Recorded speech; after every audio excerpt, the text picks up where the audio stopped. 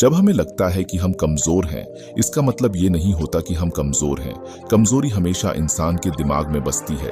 हम खुद को कमजोर मानते हैं तो हम कमजोर देखते हैं। सारा खेल बस यकीन का है। आप खुद को जैसा सोचते हो, आपके अंदर वैसी हिम्मत आती है। आप सोच के देखो कि आपके अंदर अपार शक्ति है। आप कमजोर नहीं हो। आप सब कुछ कर सकते हो जो इस दुनिया में आपने सोचा है। तो आपके अंदर उस काम को करने की हिम्मत आएगी और आप आसानी से उस काम को कर भी लोगे।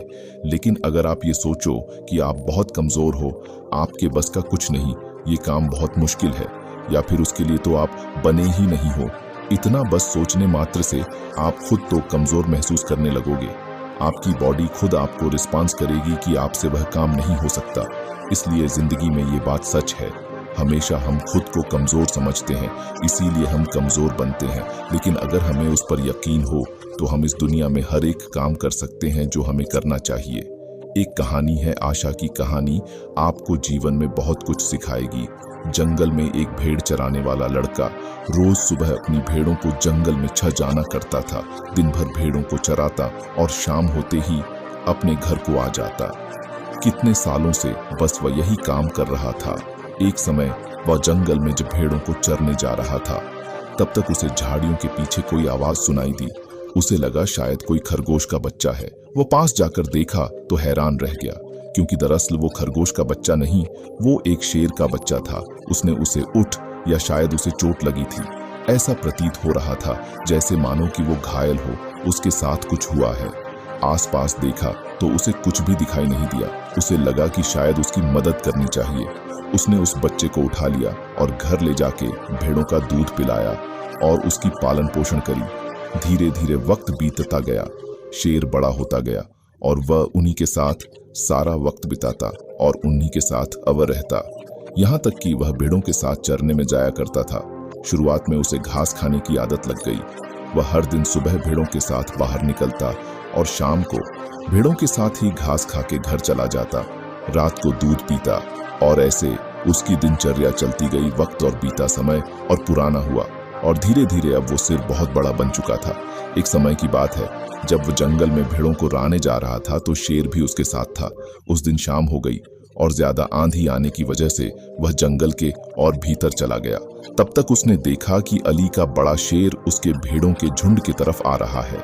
उसने जोर से दहाड़ लगाई और सारी भेड़ें डर के भागने लगे। तब तक उस शेर ने देखा उस भेड़ों के झुंड में एक और शेर भी है जो भी भाग रहा है। वो सारी भेड़ों को छोड़ दिया, लेकिन उस शेर को पकड़ के बोला, भाई तू तो मेरी तरह है, तू तो एक शेर है, तू भला क्यों भाग रहा है? तुझे डरने की क्या जरूरत है? तू क्यों डर रहा है? उसने बोला, नहीं भाई, मैं भी इन्हीं की तरह हूं। मैंने भी इनके साथ ही पूरा बचपन गुजारा है, इसलिए मेरे अंदर कोई ताकत नहीं है। मैं भी इन सब की तरह ही हूं। उसने बोला, नहीं, तू अलग है। तू खुद पर यकीन रख, तुझे डरने की जरूरत नहीं है। तू तो जंगल का राजा है, तू शेर है, तू हिम्मत वाला है। तू खुद को कमजोर क्यों समझ रहा है? उस शेर के लाख समझाने पर भी उसे यकीन नहीं हो रहा था, क्योंकि बचपन से ही उसने कभी उस तरह का माहौल नहीं देखा। उसके मन में वही बातें बिठा दी गई थी और वह उन्हीं के हिसाब से सोचता रहा।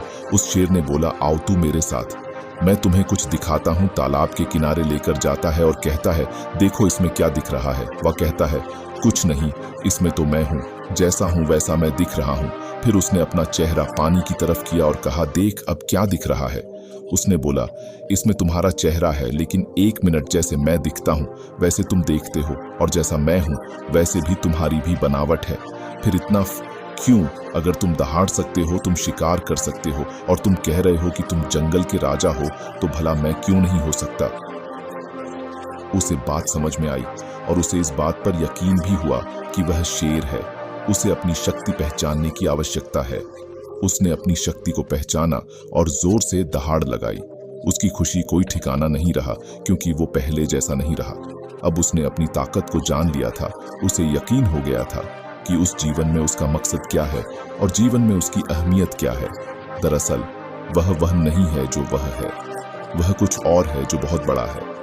इसीलिए जीवन में अपनी शक्ति पहचानो, अपनी काबिलियत पहचानो। आपके अंदर क्या है, आप क्या कर सकते हो, उसे पहचानो। परमात्मा ये किसी भी चीज को बे नहीं बनाता।